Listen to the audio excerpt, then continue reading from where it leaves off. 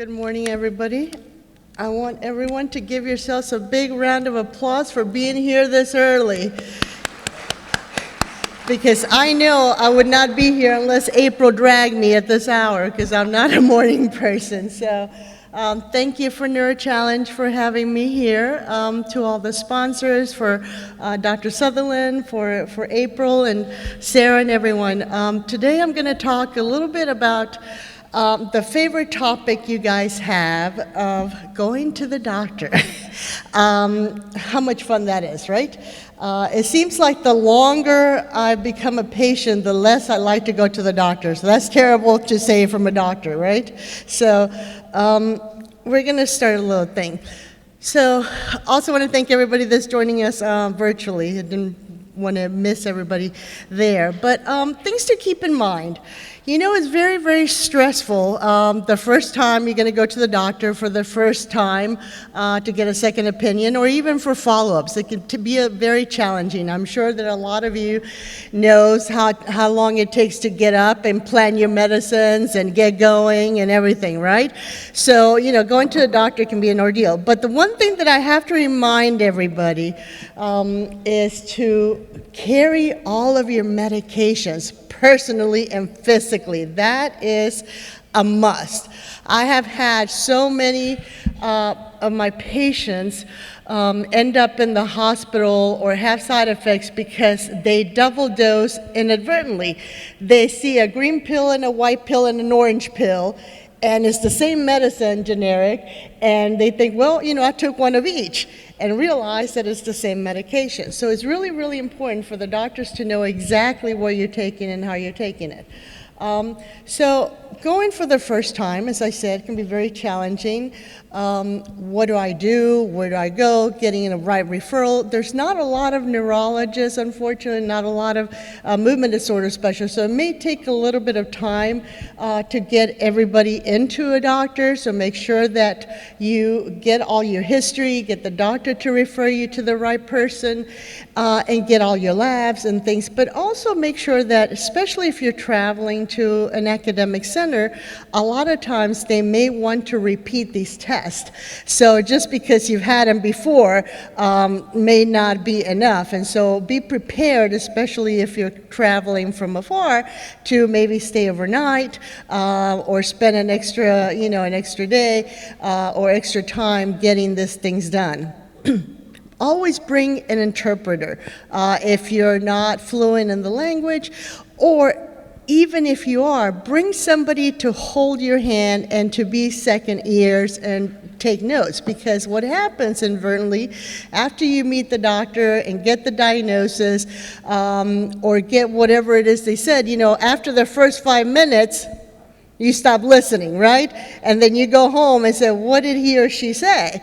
And you come out with all these medications or these prescriptions or these orders, and you have no idea what they said. So somebody that can write down what they said so that you know how to follow up. Also, it's good to have somebody there in case you are, you know, having trouble walking or getting around and things. So it's really good. I can't really travel very much on my own for driving, because sometimes I just suddenly get really sleepy or my blood pressure drops. So I always have to have somebody with me in the car, so that this way I am safe. Let's see, your medicines, I talked about that. Okay, so going back a little bit about PD diagnosis. I know you guys have heard it a million times, and I've heard it a million times, where all they did was this little test that made me walk, and that's it. They told me I had Parkinson's. Well, unfortunately, we don't have a biomarker. We don't have an objective test, and can't get your blood. We can't get your CSF, look at your brain, say you have Parkinson's. So it is still very much a clinical diagnosis. So that means that it depends on a good history. So the best that you can do to help yourself and to help us is to tell us what's been going on from the very beginning. And don't feel like you have to shortcut it, especially if it's your very first time, that you don't have to rush it and tell us what's going on. We get most of our information from an exam, which again helps a lot if you can bring a caregiver that says, they're not doing this anymore. Because I know when I've been to my doctor, even myself as a physician, they ask me, how have you been doing? I say, oh, I'm doing great. And then my husband sitting next to me said, what are you talking about? You haven't got off the couch, you haven't, wanted to do this, you haven't done that. It's like, oh, okay. So it's important to have somebody that can tell what's going on. And then, of course, the actual exam. And at the beginning, it may not be so clear that you have Parkinson's. So sometimes they may say, well, we feel that you may have it, but we have to follow up. We have to do other tests. We have to rule out other things. And we have to see how you develop. The main thing for us with this is that sometimes, especially in something I noticed with me when I started having Parkinson's, is that are not the things that the doctors really order, but the things that really affect our talk about, but really the things that affect our life, like our activities of daily living. I started having trouble opening doors, putting my keys to open my, my house, to put in the keys into the ignition. Started having trouble cooking. I could not break an egg to save my life. I was getting shells inside the eggs all the time, so I was, just getting all the eggshells. Dressing yourself. Suddenly, you can't really bend and, pull your pants up, and you can't really, open the shampoo bottles and so on. So, can't dress yourself. I no longer wear any buttons, as you can see, so buttons are really hard. I can't wear, dresses with zippers. I can't put on boots. My husband was really funny. The last time I wore boots, he's like, those boots make you walk funny. I said, well, it's not the boots, honey. It's just me that I can't walk. So, so little things like that. That sometimes, unfortunately, we end up going to see other physicians because we think it's an orthopedic problem, or we think that it may be a stroke or something else. And it may be that you have beginning of Parkinson's. So if you have a history in the family of Parkinson's or essential tremor, then there may be something to think more about. But if you have some of these issues that we're going to talk about, also think about maybe being referred to a neurologist and see that, make sure that you don't have the beginnings of Parkinson's. Sorry. My mouth gets very dry.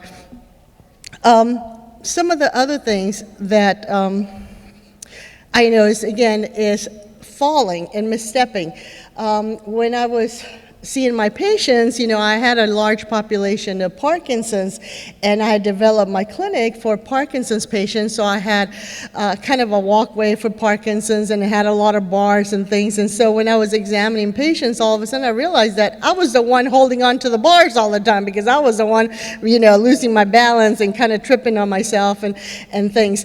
So, just if you start noticing you're falling, or kind of, it may not really even be falling, but just if you've noticed that you can't walk and chew gum, maybe something's going on, because you really have to concentrate on both activities, and so you have to, just think one step at a time. And of course, we've all heard about postural stability. And again, it may be very subtle at the beginning. Myself, I noticed that I could not sit upright sitting. I started kind of, falling and slouching, and just had a hard time sitting straight. So, so maybe mild at the beginning before you really start getting some of the, more obvious stoop posture. So those things are to think about. And also when you're going back to the doctor, those are the things that you want to think about when things are changed in your family to notice and yourself to notice. Facial expression, maybe subtle. Look at old pictures, see that now your face is, is flatter when you're sitting there. People may ask, like, why you're not smiling, or why you look mad or sad or something. And it takes effort to actually, be alive and smile and things. This is my favorite one, handwriting. Somebody asked me, it's like, you write like a doctor. And I said, well, I am one. But before that, my handwriting was beautiful. When my symptoms started, my handwriting started getting really, really messy. And my nurse had to take up, all of my script. Before all this, we could do it electronically. And even now, to this day, I cannot write more than 2 sentences because I have no idea what I've written. I have to decipher everything. My handwriting has never really improved. It's really small and messy and real tight. So, and then the other thing that a lot of people don't think about that happened to me is ability to communicate. As you can see, I love to talk, and I like to, to give conferences and things and engage. But one of the things that I noticed at the beginning was that I was having a hard time being able to communicate. Suddenly, I was reverting back to my first language, which was Spanish. I couldn't think of the words. I couldn't think of, full sentences. There was a lot of paucity and a lot of stuttering and a lot of trying to figure out. And people sometimes would tell me, like, why are you talking down to us? Why are you talking to us like we're dumb? And it's like, you're not the one that's dumb. I'm trying to read my brain, so I'm like really stuttering and trying to look at myself, rolling my eyes because I can't see what I want to say. I can't pull it out. So sometimes if you notice that there's some paucity or inability to come up with the words and the fluency, that may be an initial sign as well that you're having some problems. So again, those things to think about. And when you go to your routine visit, don't overwhelm your physicians. I know that there's a million things that happen, and when we go to the doctor, we want to tell them everything, but we have a very short time. So stick to the most important topics, like the 3 most important topics, and get answers for those things, okay? And sometimes we're not really sure because, again, the UPDRS and some of the things that the doctors look at, and I've always said now, being a patient, that what's important to me as a doctor is not really important to me as a patient. We can be very impatient as patients, and we want to feel better, right? And, what we notice are really affecting our quality of life is not necessarily what worries us as doctors. As doctors, we worry about, have we fallen? Are we having trouble swallowing? Those kind of things. But, as a person living with the disease, things like I'm sweating all day long, and you look like a mad woman trying to speak to your daughter's teacher, makeup running, hair all down and everything clinging together. That's not very attractive. So, so when you go to the doctor and say, have you fallen? No. You have trouble swallowing? No. Can you walk? Yes, fine. But I sweat all day long, and I'm looking like this crazy mad woman, okay? So that is, something that's important. Or, I can't wash my dishes anymore. I have to, now start using the dishwasher because I can't, I get such dystonia that I can't scrub them well. So important things to you. What's really happening? Haven't been able to do your laundry well, fold it, or clean as you used to. So those are really important things. And sometimes, you think you're doing fine, you're coming along, but it really helps to keep a little diary, even if it's written, which it's hard to write. Thank God for technology, because now I type everything, even though that's difficult sometimes, miss a lot of letters and things. But sometimes like a 1-second video, you can see yourself, you can hear yourself. It kind of triggers how your day is going, what's going on. And if you do it, every day in a row for a week or something, you can get an idea of what your fluctuations are, or what you're doing, what's going on. Again, you may feel like you're doing awesome, and then you see like, well, I wasn't looking as good as, yesterday or whatever. So, and then also, a picture is 1,000 words, so you can show it to your physician and see what's going on. Because we all know as doctors that when you come into the doctor, you're always the best you're going to be, right? Even if you're bad, because you have to travel, you have to get there, so you take all your medicines and you're all on and you're excited, especially if you like your doctors, you get all this dopamine flow. And so you're great, but you're like, yesterday I couldn't walk, I couldn't move, I was falling. So it's really important to have that capture and talk about those things. And, talk about, did the medicines work? What kind of side effects? It's really important to know what medicines do for you. How long does it take to kick in? How long does it last? What does it do? Does it get rid of your tremor 100% or just 50%? And is it consistent? And this will be a better way to help, for your doctors to help manage your symptoms. What happens when the medicine's not working? Does it happen all the time? Or is it, predictable, unpredictable? And we all have, anybody that lives with a chronic illness, whether it's Parkinson's, something else. I used to hear this all the time, have good days and bad days. And, that's why people think that Parkinson's fluctuates, because having a disease that is chronic, any little thing can put you over the edge. You didn't sleep well, you got stressed, you got dehydrated. So all of a sudden, you were great, and then suddenly, today you're not moving as well, you're stumbling, you're falling. And so it happens daily, and sometimes it's minute to minute. I mean, I could be perfectly fine, and then the next hour I'm like incapacitated, and no rhyme or reason. So it's important to allow for those things to happen once in a while, but if it becomes a pattern, every single day at 3 o'clock in the afternoon, this happens, or, most of the time this happens, then that's something that we can manage and try to change. Again, consistency, what every medication does. I can tell you for a fact what each medicine does for me. I need my dopamine for my brain, and thank God for samples, because I travel from my home to Houston to come here, and I forgot my Ritari, my dopamine, which is what makes me be able to stand up in front of you here. And so I was having an attack. I was like, what am I going to do? Of course, I thought, well, I'm going to have neurologists there. Maybe somebody will give me something. But fortunately, I left some samples at my mother's house, and so I was able to get here. So, and samples are important. I want to thank the drug reps for having that. But some of the things you want to discuss as well, social issues, support. Are you living alone? Are you able to get to your doctors? Transportation, your motor symptoms, non-motor symptoms. Non-motor symptoms, to me, it seems like it is the thing that really affects most people, is the invisible, right? The pain, the fatigue, the going to the bathroom 20 million times, having to sit on the aisle at the last row because, you're going to get up 20 million times.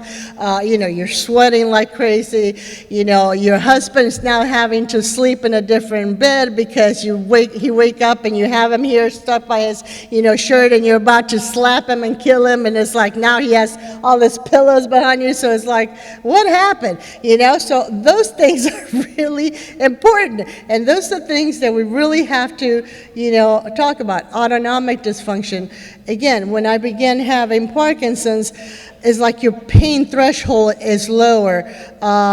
I would start, I would get in a little pain, and I would just start sweating profusely, feel like I was going to pass out, and and it was awful.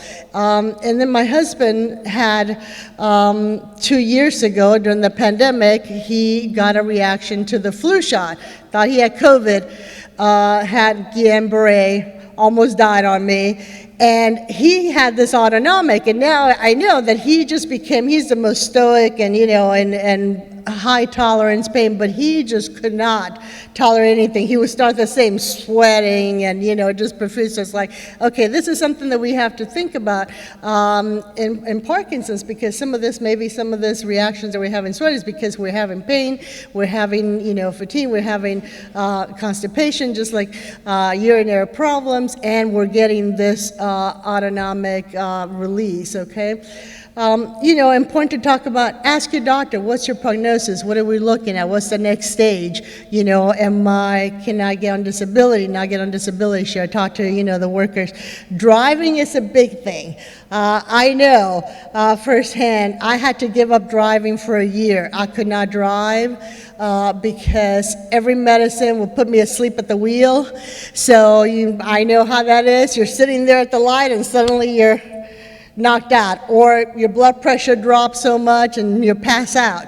So And, you know, that point came, do I give up my license? You know, and here I am, a 30-some-year-old woman with a, you know, a toddler and somebody that I have to go take her to school and all this. So it's something that you need to talk to your physicians, get occupational therapy, get your medicines adjusted. And I'm standing here before you as somebody that has lived through a lot, 15 years of Parkinson's, and you can have a good quality of life despite all those crazy things that have happened to me. But you have to be able to communicate with your doctor, be able to have a two-way discussion, and really somebody that listens to you, and you also know what's going on with your body so that you can find the best fit. You know, do we need to have safety things at home, assistive devices? I've been on walkers, canes, so I know the importance of all that. I still, if it's raining, my balance is really bad, and I cannot get in tubs anymore because I lose my balance. So, you know, so you have to make alterations at home and the way your lifestyle changes, but you can find ways to cope and live with. And some of the essentials that sometimes we forget to talk about with our doctors are the things we were talking about: the sleep, the diet, the bowel problems, fatigue. And, you know, diet and bowel problems, I think, is the biggest issue. Constipation, I think that's the number one cause for having fluctuations and dyskinesias, or not working well because you're not absorbing the medicine on time, it's not passing through, and so it's really, really important to have a good bowel regimen. How many of you have had your doctor ask you about your bowels? Anybody? So that's it, like few. What about your sleep habits? Yeah, just a handful also. I know, my doctor, and she's a wonderful doctor, she never asked me, and it was funny because, you know, I go to an academic center and, you know, have the fellows and the residents and everything, and so I manage myself. You know, my sleep is shifted. I go to sleep at 3, wake up usually, you know, at 10, 11. So with medication, I can't get to sleep early no matter what I do. And so, but sometimes it's very difficult, like when I have to be here at 9 o'clock in the morning, right? And I have to talk, and I haven't slept, and so on. So, you know, and so the fellow was like, well, why do you sleep? And I said, well, you know, I sleep fine, but I just can't do anything in the morning. So I have to, my whole life has to rotate, and, you know, I have to really plan what I have to do and stuff. So it's very disruptive when I have to do something in the morning. And they're like, what? What do you mean you can't sleep? So I went to all this, and I was just like matter of fact, you know, because I've got this situation where I'm handling it. But, you know, they had never asked about how my sleep is. You know, am I actually sleeping? When am I sleeping? You know, constipation is another, you know, big problem. So, and then also, when you're there, are you a surgical candidate? We were talking about the DVS, which has been around for more than 30 years, and still some people have not heard about deep brain stimulation. It's a good technology that is available, that can be used even after a few years of diagnosis, that is another tool in the treatment of Parkinson's. It's not instead of or in place of, but it can be used in conjunction, and does not have to be wait till the end of the, you know, the disease is advanced to be able to improve. So ask about that. What are your choices? What's available? You know, how can I do this? And now I was really excited last night at a meeting that they actually have some remote technology, because one of the big issues that I have found with patients is that, you know, you get implanted, but then as the disease progresses and as we get older and it's more difficult to travel, that they may not be able to go to get their adjustments. But now they can do it from home, and so you still be able to get that technology to be of use for you. And then the other thing is, can you participate? Once you got all your questions answered, and you got your medicines and you're on your way, or even if you're not quite, ready, find out, are there any clinical trials, or is there anything that I could do that I can participate in? And I know sometimes you feel like, I already go through all this medicines, everything is a try and error, I don't want to be a guinea pig, but this is, you don't have to always try new medicines or new treatments. You can use medicines that have been repurposed, or you can do trials where you just study, sleep or MRIs, or, look at your vision or different components, so you can still participate and be able to contribute and also get a benefit for yourself, because one, you're getting care, attention, you're being seen more frequently, and you're helping, the science along. So I think that is something to consider. Also, genetic studies. There's a large study with the Parkinson's Foundation, the PD generation, and you could do it from home. You can just do a little swab or a little sputum, and we can find out if there's any other genetic markers that could help us identify Parkinson's, so we can find a biomarker and see if there's any differences between men and women and the different communities. So there are things to be done, and I think that really, people that participate in trials really feel more connected. They feel like they've taken charge of their own life, and they're doing everything they can to get better. So again, before you leave the office, is, what is new? Do I need to take this medicine, or am I on the latest medicine? Is there something out there that can help me?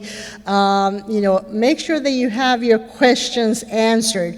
Or if you can't think right then, which happens sometimes, you're tired and you want to go home and things, say, how can I reach you? If I have questions, if I have problems, who can I call?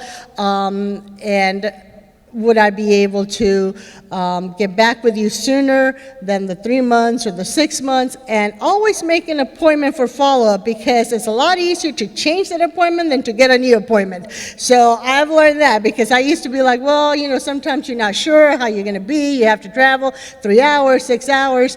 And then, you wait till the last minute, and they're like, when you really need to see them, and you're like, well, maybe we'll see you in 8 months or 6 months. And you're like, I need somebody now, right? So it's always easier to change.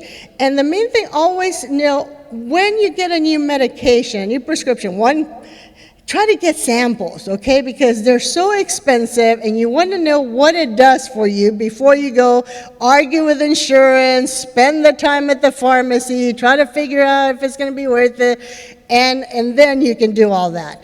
And also, it helps a lot when there's some catastrophes, or like me, when I was traveling, I have some samples that I can rely on. But also write down and know exactly when somebody gives you a new treatment, new prescription, find out exactly how you're supposed to take it, in lieu of something or in addition to something. How long is it going to take effect? When are you going to see effect? And what kind of symptoms or improvement are you supposed to notice, so that you know if something changes, okay?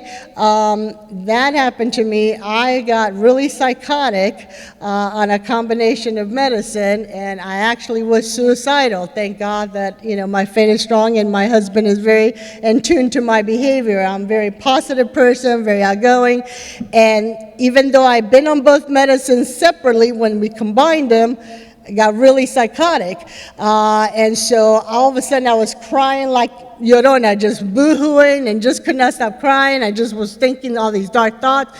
I was like, what is going on? And fortunately, my husband was like, what's going on? And then so he's like, what has changed? What did you get? You went to the doctor. And it's like, oh, I got this medicine, but I was like, I've been on it before. It's like, stop it. And we called the doctor to stop it, and as soon as we stopped it, went back to normal. So again, the combination. So it's very, very important to know exactly where you're supposed to take and how you're supposed to take it, so you don't overdose or get side effects, and also know who to call and when to call. And find out about support groups, ancillary, do I need to do PT, OT, sometimes, even though from the very beginning we think that we're walking fine, but they measure the stride, the distance of your walk, and you can tell that it's already smaller and decreased. So exercising. Find something that you love, okay? Doesn't have, as long as you're moving and not staying stagnant, then, nothing that keeps moving is gonna freeze, right? Water that runs does not freeze. So just keep moving. Find something that you like. Find a passion, a hobby, art therapy, singing, anything, and something that you can have friends and socialize, because you're gonna boost all those neurochemicals, all those endorphins and dopamine and everything, and you're going to feel better.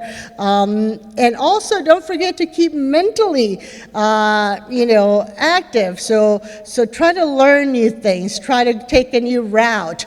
Try to, make new friends, new language, everything. All of that helps with your Parkinson's and maintaining your cognitive skills, and also releasing some of those dopamines. Everybody tells me, and I'm sure all of the caregivers here know that, why is it that my spouse, when he or she's at home, doesn't want to do anything? And then we go out and everybody's like, yeah, right, everybody's moving and talking and everything, because Parkinson's, dopamine is a reward system, and I know that as long as I've had the disease and further go along, the more external stimuli you need, and more internal. I'm a physician. I used to have all this internal drive, and now I can see that every year is just decreasing. So really need a lot more dopamine to do things. But external stimuli, if somebody tells me something, we're going to do something that I love, I'm up like that, right? And so my husband's like, calls it the Kamehameha effect, because we were in Hawaii and we were walking, and all of a sudden I was dragging, I was shuffling, I was stooping, and I was just like, and then suddenly we came to this, the Kamehameha there in the Hawaii, because I love Hawaii 5-0, and suddenly it was like, let's go, and he's like, okay, what is this? So, and it's like, and I was talking to another neurologist down in Louisiana, in New Orleans, when the Saints were winning. She said all her Parkinson's patients had no problems. They were all moving and going and rooting. And so they lost, everybody went back to, can't move, can't walk. So there is an external, reward. So if you're doing something fun, I think that's why also going out to exercise and things, if you feel like you're going to gain something from it, and it's something positive, then, it really releases all of that, dopamine. So find something that you love to do, a hobby. Somebody was asking yesterday, what's your hobby? What's your hobby? It's important to have a hobby. And so, again, if you have, side effects, can I come in sooner, sample some medicines, and, if you do enroll in a study, who do you call?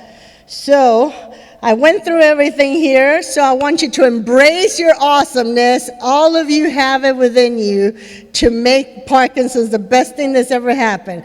I mean, yes, it is not a disease that I want to give anybody, okay? But you can have a second chance and embrace it and make it your own, with your own talents, with your own way of doing things, and you can have a good quality of life, okay? So thank you so much for having me here, and I hope you enjoy the rest of the conference. God bless you.